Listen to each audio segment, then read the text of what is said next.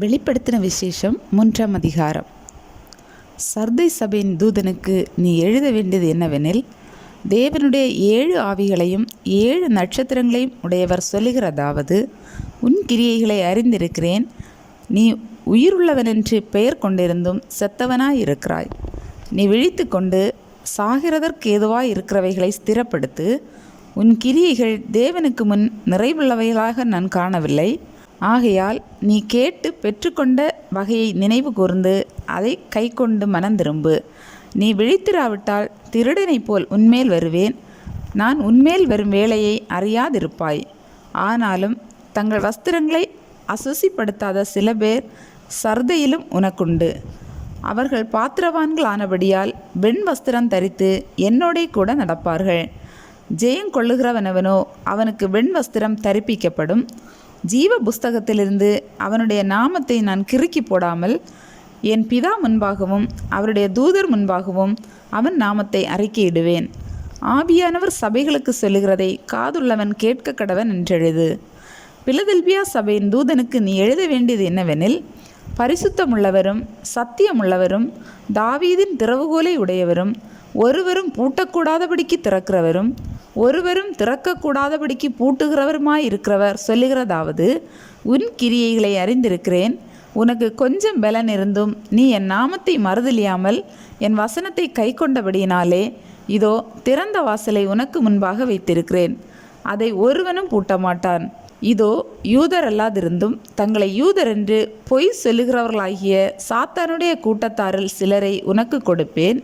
இதோ அவர்கள் உன் பாதங்களுக்கு முன்பாக வந்து பணிந்து நான் உன்மேல் அன்பாய் இருக்கிறதை அறிந்து கொள்ளும்படி செய்வேன். என் பொறுமையை குறித்து சொல்லிய வசனத்தை நீ காத்து கொண்டபடியினால் பூமியில் குடியிருக்கிறவர்களை சோதிக்கும்படியாக பூச்சக்கரத்தின் மேலெங்கும் வரப்போகிற சோதனை காலத்திற்கு தப்பும்படி நானும் உன்னை காப்பேன். இதோ சீக்கிரமாய் வருகிறேன். ஒருவனும் உன் கிரீடத்தை எடுத்துக்கொள்ளாதபடிக்கு உனக்குள்ளதை பற்றி கொண்டிரு. ஜெயம் கொள்ளுகிறவனவனோ அவனை என் தேவனுடைய ஆலயத்திலே தூணாக்குவேன். அதினின்று அவன் ஒரு காலம் நீங்குவதில்லை. என் தேவனுடைய நாமத்தையும் என் தேவனால் பரலோகத்தில் இருந்து இறங்கி வருகிற புதிய எருசலேமாகிய என் தேவனுடைய நகரத்தின் நாமத்தையும் என் புதிய நாமத்தையும் அவன் மேல் எழுதுவேன். ஆவியானவர் சபைகளுக்கு சொல்லுகிறதை காதுள்ளவன் கேட்க கடவன் என்றெழுது. லவோதிக்கேயா சபையின் தூதனுக்கு நீ எழுத வேண்டியது என்னவெனில், உண்மையும் சத்தியமும் உள்ள சாட்சியும் தேவனுடைய சிருஷ்டிக்கு ஆதியுமாயிருக்கிற ஆமேன் என்பவர் சொல்லுகிறதாவது, உன் கிரியைகளை அறிந்திருக்கிறேன். நீ குளிருமல்ல அனலுமல்ல. நீ குளிராயாவது அனலாயாவது இருந்தால் நலமாயிருக்கும்.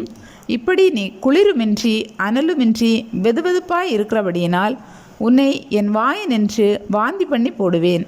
நீ நிர்பாக்கியம் உள்ளவனும் பரிதபிக்கப்படத்தக்கவனும் தரித்திரனும் குருடனும் நிர்வாணியுமாயிருக்கிறதை அறியாமல் நான் ஐஸ்வர்யவானென்றும் திரவிய சம்பனன் என்றும் எனக்கு ஒரு குறைவும் இல்லை என்றும் சொல்லுகிறபடியால் நான் நீ ஐஸ்வர்யனாகும்படிக்கு நெருப்பிலே புடமிடப்பட்ட பொன்னையும் உன் நிர்வாணமாகிய அவலட்சணம் தோன்றாதபடிக்கு நீ உடுத்திக் கொள்வதற்கு வெண் வஸ்திரங்களையும் என்னிடத்திலே வாங்கி கொள்ளவும் நீ பார்வையடையும்படிக்கு உன் கண்களுக்கு கலிக்கம் போடவும் வேண்டுமென்று உனக்கு ஆலோசனை சொல்லுகிறேன். நான் நேசிக்கிறவர்கள் எவர்களோ அவர்களை கடிந்து கொண்டு சிட்சிக்கிறேன். ஆகையால் நீ ஜாக்கிரதையாக இருந்து மனம் திரும்பு. இதோ வாசற்படியிலே நின்று தட்டுகிறேன். ஒருவன் என் சத்தத்தை கேட்டு கதவை திறந்தால் அவனிடத்தில் நான் பிரவேசித்து அவனோடே போஜனம் பண்ணுவேன். அவனும் என்னோடே போஜனம் பண்ணுவான். நான் ஜெயங்கொண்டு என் பிதாவினுடைய சிங்காசனத்திலே அவரோடே கூட உட்கார்ந்தது போல ஜெயங்கொள்ளுகிறவனவனோ அவனும் என்னுடைய சிங்காசனத்தில் என்னோடே கூட உட்காரும்படிக்கு அருள் செய்வேன். ஆவியானவர் சபைகளுக்கு சொல்லுகிறதை காதுள்ளவன் கேட்க கடவன் என்றெழுது என்றார்.